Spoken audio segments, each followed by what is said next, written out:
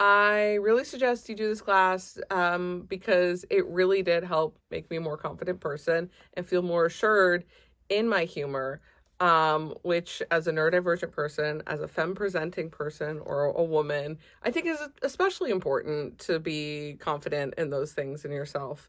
Um, Also, it was just a lot of fun, and it's always just I got to meet some really fun people. It is an incredibly healing experience. And afterwards, after doing the performance, I felt so much more confident in other aspects of my life. Also, learning how to find your own voice is something that is beneficial outside of just comedy. Learning how to, you can, in job interviews, in friendships, like being your authentic self is not something that always comes naturally and sometimes takes work. And this class is a fun comedic method of doing that. Weird way, I think it sort of worked going from like having my first time in front of like anyone be the performance, because it meant I almost didn't have time to like get myself psyched out or I practice a character of any kind. The person who walked out was me, because this was the set I'd been practicing in my living room. And so, and I think, yeah, down to like how I walked, like I said, I forgot to swing my arms as I walked. And I think I did a twirl at the beginning. I don't know what I was doing. Like, I just started spinning in a circle. And I don't think I would have done that had I had like necessarily been like rehearsing in front of literal people staring at me. I think I just went out there and was like, well, I'm so used to doing this in front of no one, I might as well just go for it and see what happens.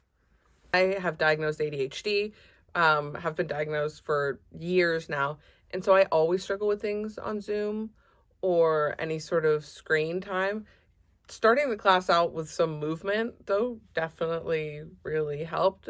And the fact that it was sort of so interactive, the class, it wasn't just a lecture. We like got to talk and interact with the other students. All those kinds of things helped because it meant I had to keep engaged. Whereas like with ADHD, it's so easy to just sort of zone out and just have, no matter what someone's saying, if it's just a screen and it's noise, and at some point you're gonna start to lose focus. Doing a Zoom class is like almost the only way you're able to like sort of guarantee, and having the fact that we were able to be kind of flexible with the timing is basically the only way you're able to consistently take classes. Simply from the fact that if you work a job that's unpredictable hours, if this was an in-person class or if it was less flexible, I wouldn't have been able to make it work.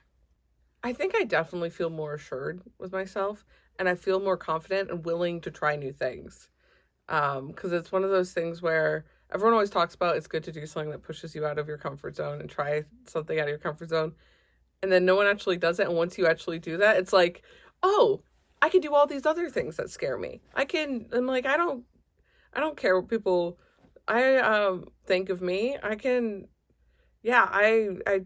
I'm more willing to take, not like crazy risks. I'm not going around like like being like, let me go speeding down the freeway at 100 miles per hour. Like, that's not what I'm saying.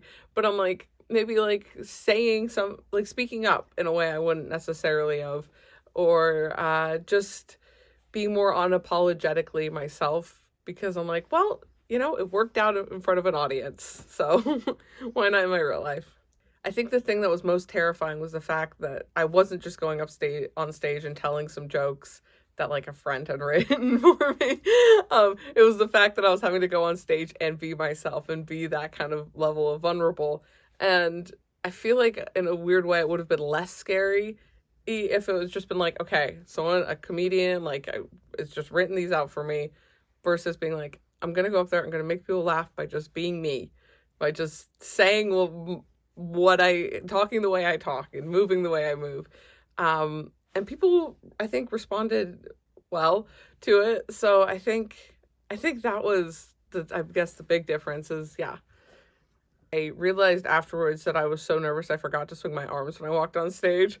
So I was just going through like, don't forget your lines. Don't like there are people looking at you. Okay, walk normally, just like look like a human being. Like, 'cause I didn't know how to handle having that many people staring at me. Because I'm so used to I'm a musician, so I'm so used to having an instrument on me. Afterwards, I cried, and I have it, which was crazy. I went home and I cried, and I'm not an emotional person. I haven't cried in a year, I think, and I cried that night. It's like I was like, my friends went to parties, and I was like, I'm just gonna go home, actually. And I went home, and I just sort of cried, and I went to bed, and I was like, oh, I haven't done that since I was like a teenager or something. Like I was like, I don't react like that to things. I'm a pretty like emotionally reserved person. So that surprised me. But I like crying. I'm a fan of crying as a person. I think it's like good for you to do that occasionally. And it's like, so I definitely felt good afterwards doing that. And I think for the next week I sort of felt like a little like refreshed. Like I felt like something had got out of me. Like I had put myself in this extreme situation, faced my worst fear of public speaking, cried it all out, and then I was like, I felt like cleansed, I guess. I don't know how to describe it other than that. Yeah.